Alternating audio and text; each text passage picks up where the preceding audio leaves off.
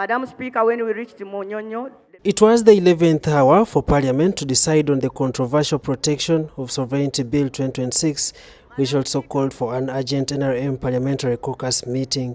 Bill 2026. During the sitting, the Leader of Opposition, Joel Senyonyi, tried to negotiate with the MPs to consider rejecting the bill, citing insufficient consultations. This did not yield results. And there is precedents where ministers have been told, no, those so many amendments, just withdraw the bill and reintroduce it perhaps. What the Minister for Internal Affairs and Attorney General should have done was to withdraw this bill. Honorable Love, But Madam Speaker, you're not even allowing me to submit. The chairperson of the Defense and Internal Affairs Committee, Wilson Kajwenje, presented the Joint Committee report justifying the need to provide for stricter regulation on foreign influence. I want to report that yes, we interacted with the Governor Bank of Uganda actually twice. After we had gotten proposals, we flashed to him, and the Governor Bank of Uganda also agreed with the committee and sent us more amendments, which we incorporated. The committee agrees with the government position that the country faces strange acts by agents of foreigners, especially civil society and non-governmental organizations, which have continuously received foreign funding to destabilize government policies. That all institutions and individuals already supervised by a regulator established under an Act of Parliament should be exempted from the bill. The House witnessed 6 minority reports centered on disputing the urgency and the speedy treatment accorded to the legislation. The MPs accused the chairpersons of the Joint Committee of locking out most of the concerns of the committee members and sided with the proponents of the bill. The co-chairpersons, Honorable Kajwenje Wilson and Honorable Baka Mugabe Stephen, were evidently partial, hostile, and continuously switched off the microphone of members in the committee they perceived to be against the bill. Contrary to the established practices of availing physical copies of submissions, that 700 people sent memorandums to the committee, but only 47 of them were accounted for.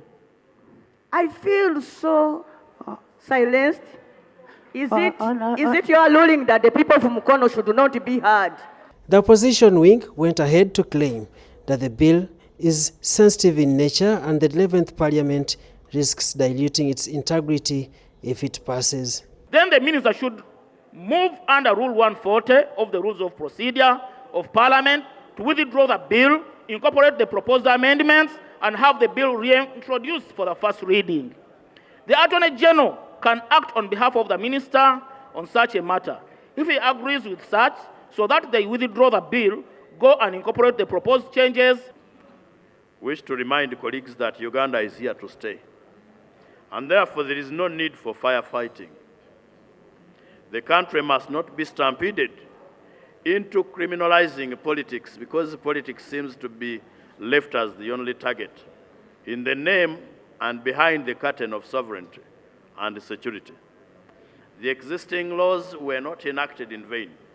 They must be allowed to serve their purpose.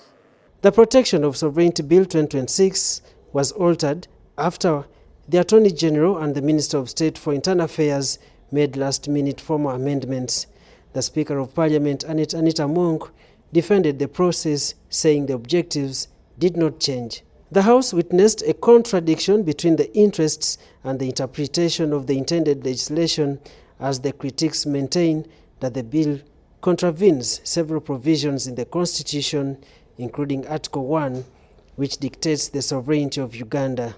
The MPs voted in favor of the motion brought by the government chief whip, Hamson Obua, to allow the House to suspend the provisions to debate the committee report. At this point, most of the members in the opposition wing walked out.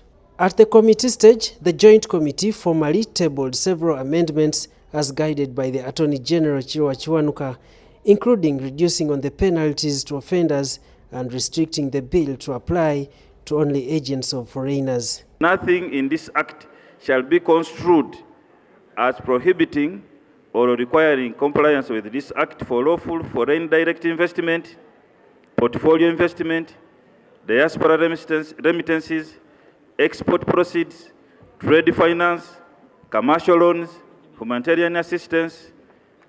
The Protection of Sovereignty Bill 2026 was finally passed into law. But I also want to thank God for the patience that He gave me. That patience was World War. That was World War patience. But I want to thank all of you